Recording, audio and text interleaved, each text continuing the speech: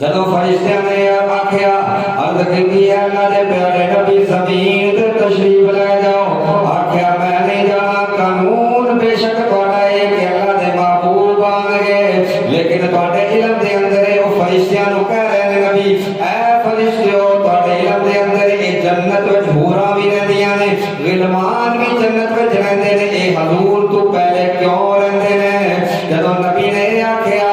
او اللہ دے فرشتے کر دے نے اللہ دے پیارے نبی اے تے حضور دے غلام بن کے رہندے نے، پھر آپ نے آکھیا میں حضور دا غلام بن کے جنت وچ رہاں گا، حضور دی غلامی وچ جنت دی زندگی گزاراں گا۔ اللہ تبارک و تعالی دے فرشتیاں نے جدوں حضرت ادریس علیہ السلام نے مکالمہ کیتا،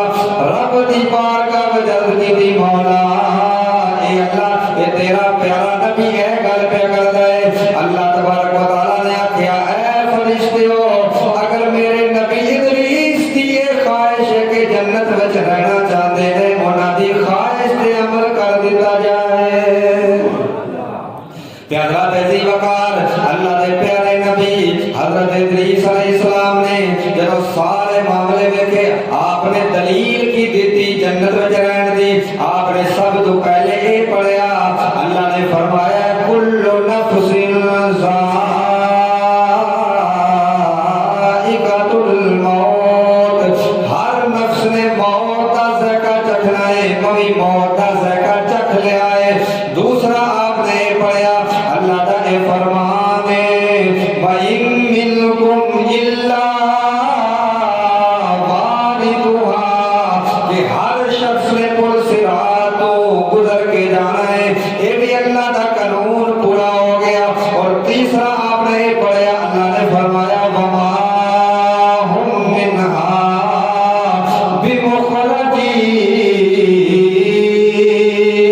جڑے جنت میں جان گے اللہ انہاں نو دوبارہ جنت وچوں نہیں کڈے گا۔ اور میں جنت وچ آ گیا مینوں رب کیوں پیچھوں نکال دے؟ آپ نے جدوں تین فرمان فرشتیاں دے سامنے پڑھے اللہ نے آکھیا فرشتیو جویں میرا نبی کہندا ہے اوویں کر لو۔ حضرت ادریس علیہ السلام نے ایک قانون پڑھے، رب دا فرمان پڑھیا تے اللہ تبارک و تعالی نے فرشتیاں نو آکھیا ٹھیک ہے جویں ادریس دی خواہش ہے اس طرح تسی عمل کرو۔ وہ کمال دی بات ہے دنیا دے اندر حضرت ادریس علیہ السلام دا بھی کلمہ پڑھن والے لوگ ہون گے نا، لیکن کلمہ پڑھن والے نو چھڈ کے انہاں دی فکر نہیں کیتی، اپنی فکر کیتی اور جنت دے مزے لیندے رہے، جنت وچ رہ پئے، جنت دی نعمتاں ویکھ کے زمین تے آن دا پروگرام ملتوی کر دیتا۔ قربان جائیے آمنہ دے لال تو حضور علیہ السلام آپ تو جب پیدا ہی ہوئے ہیں تو آپ نے سب سے پہلے سجدے میں سر رکھ کے یہی کہا ہے، اس بات کے حضرت آمنہ آپ کی والدہ محترمہ یہ گواہ ہیں کہ آپ کی زبان سے یہی الفاظ جاری تھے ربی حب لی امتی، یا اللہ میری امت۔ جب آپ لا مقام پہ جا رہے ہیں، جب آپ براق پہ سوار ہونے لگے تھے تو اس وقت بھی آپ نے یہی کہا ہے ربی حب لی امتی۔ جب اللہ کی بارگاہ میں دیدار کرنے کے لیے گئے ہیں تو وہاں بھی اللہ تبارک و تعالیٰ کی بارگاہ میں جب اللہ نے پوچھا اے محبوب کیا لے کے آئے ہو تو حضور علیہ السلام نے کہا کہ یا اللہ میرے دائیں ہاتھ میں میری امت کی ناقص نیکیاں ہیں اور میرے بائیں ہاتھ میں امت کے گناہ ہیں، میری امت کی ناقص نیکیوں کو قبول کر لے اور میری امت کے گناہوں کو معاف کر دے۔ سامعین عزیز وقار حضرت ادریس علیہ السلام نے جنت دیاں نعمتاں نو ویکھیا،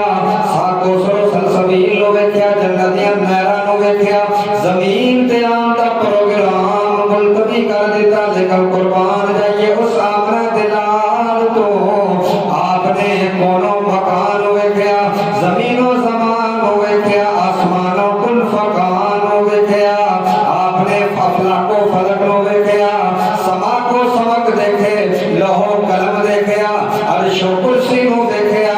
14 طبق نو ویکھیا، جنت دی نزت نو ویکھیا، سدرۃ المنتہا نو ویکھیا، لا مکانیہ جلوتاں تے خلوتاں نو ویکھیا، اودنا دی قربت وچ بیٹھ کے رب دا دیدار کیتا، رب دی ذات نو ویکھیا، رب دی صفات نو ویکھیا، اللہ تعالیٰ دے انعام و کرام دیاں لذتاں نو ویکھیا، لیکن اس بارگاہ میں حاضر ہوئے رب نے پوچھا ہے محبوب منگ جو منگنا ہے جو کچھ منگے گا تینوں عطا کراں گا رب دی بخشش رحمت وچ بیٹھ کے اللہ دے محبوب نے رب دی بارگاہ وچ عرض کیتی ربی حبلی امتی رب نے 700 والی پوچھا ہے 700 والی اللہ دے پیارے محبوب نے اللہ دی آغوش رحمت وچ بیٹھ کے اپنی امت دی گل کیتی ہے اللہ نے آکھیا اے محبوبا